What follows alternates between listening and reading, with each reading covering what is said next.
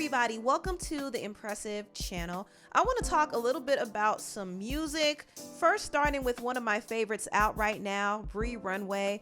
Bree dropped a new single called Somebody Like You, and I actually really love the song. It's an 80s inspired pop ballad, but I think it sounds amazing. Bree's voice sounds amazing, and I love the fact that she's really pushing herself vocally and musically. She is the epitome of a genre bending artist. She always taps into different sounds and different genres, and she doesn't put herself in a box, which is one of the reasons why I'm a fan of Bree. But yeah, I really do like her new song, Somebody Like You. I think it's great. A+ for me, and I hope it becomes Bree's breakout single. I really do. I think Bree needs to be known around the world because she's super talented, she makes good music, and she radiates superstar energy. And normally I don't throw superstar around so loosely, but I think Bree has it, and she just needs that one song that takes her there and catapults her career. So be on the lookout for Bree Runway and check out her new song, Somebody Like You. Now moving on to Normani's new single, last Friday she released Fair, and I actually took the time to sit with this song, and I definitely will say this song is a grower. It grew on me. The more I listened to it, the more I liked it. It's a good song. I would have preferred for her to keep it on the album and not release it as a single, but the more I think about it, the more I kind of understand why she went in this direction. She wanted to show another side to herself as an artist. She wanted to be more vulnerable, more emotional, more stripped down. She wanted to actually go deeper. So I get it.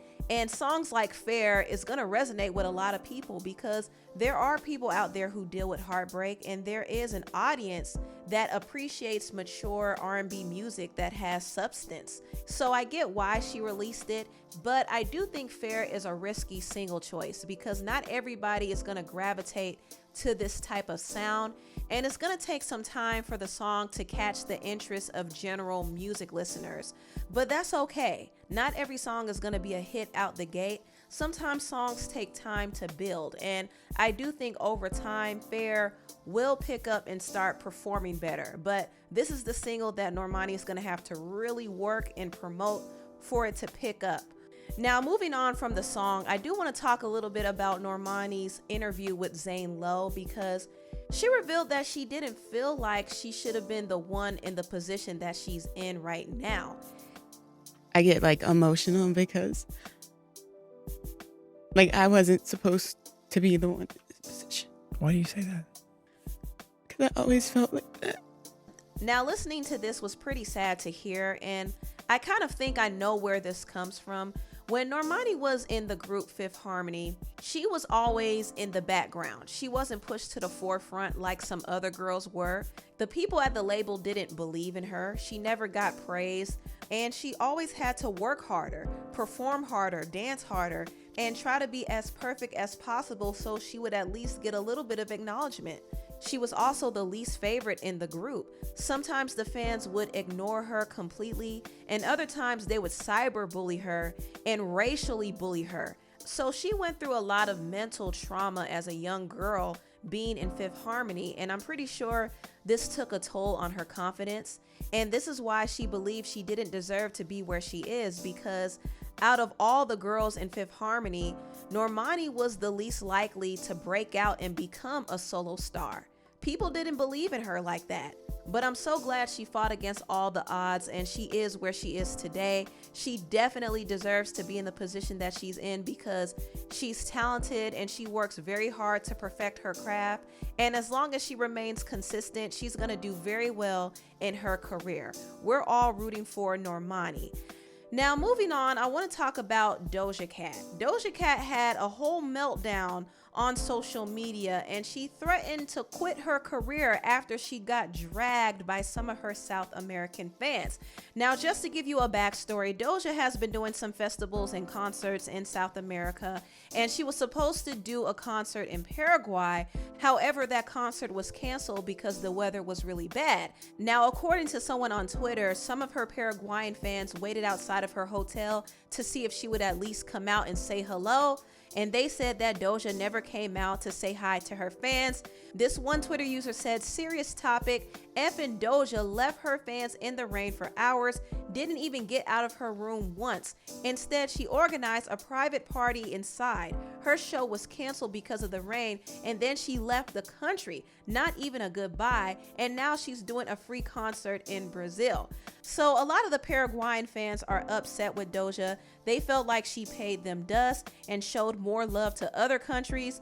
And honestly, I don't know what they expected. The weather was terrible, the concert was canceled, and Doja probably wasn't in the mood to show her face. So I think some of the fans were being a little too entitled, and I understand they were upset that the concert was canceled, but it seemed to me like they were placing a lot of that anger and that blame on Doja, and it really wasn't her fault. Now, after Doja got dragged for not showing love to her Paraguayan fans, she tweeted this: "There was a storm in Paraguay.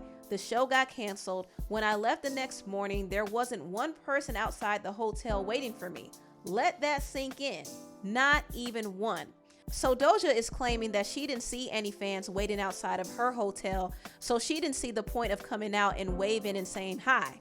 But some of her fans called her out and posted receipts of some people waiting outside of her hotel. So she did have some fans out there, but I don't think she saw them. Her hairstylist and her friend Jay Stay Ready said, "I don't know when this video was taken, but what is actual and factual is that there was not one person outside as we pulled off to go to the airport. Please go attack somebody who actually doesn't care about their fans." Also, Doja was getting dragged over her tweet.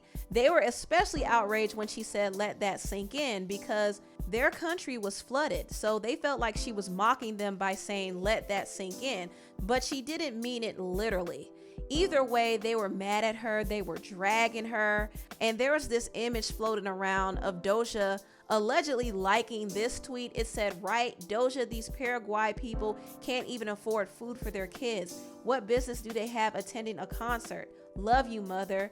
Now, some people pointed out that this was actually photoshopped. I hope it was photoshopped because Doja would be a fool to like something this ignorant. So I do hope it was photoshopped. Her friend Jay was defending her, and he was saying a lot of the stuff that was put out there were a bunch of lies. He said, "I don't even say nothing, but I won't sit here and let people drag my friend over some stuff that's not even true. She loves her fans more than anything. Some of y'all are weird and need to move around." Now, Doja did have a meltdown on Twitter because she was getting a lot of hate. A lot of people were throwing racial slurs at her, which was really crazy. And she tweeted this: "I'm not taking pictures again with anybody else after this tour. It's gone, and I don't give an F anymore. I effing quit. I can't wait to effing disappear, and I don't need you to believe in me anymore. Everything is dead to me. Music is dead, and I'm an effing fool for ever thinking I was made for this. This is an effing nightmare. Unfollow me. This ish ain't for me. I'm out. Y'all take care." So Doja is pretty exhausted. She had a really good experience in South America up until she had this whole situation with Paraguay, and now she says she wants to quit music, and I'm sure she doesn't mean it, but she did get very fed up, and it seems like she is tired of being a celebrity, and I can't blame her. It's draining. It's extremely draining to please people, and nobody is ever really satisfied. They're mad that her concert was canceled. They're mad that she didn't come out and say hi, even though they were in the midst of a storm. They're mad that she didn't make a post about their country. They're mad that she didn't do this and that, and it's just exhausting. And I will say Doja could have handled some things better in this situation. Now that she is a star and she has this brand, she has to be more mindful and more protective of her image. She can't be tweeting out certain things because she gets emotional. And I know she's human, but she has to think about her brand in this case because she angered a whole country of people. So sometimes everything doesn't need a response because it only triggers people even more. Anyway, tell me what you all think about this video down below. Please like, comment, and subscribe, and share this video if you care. Thank you so much for watching, and I'll see you next time. Bye.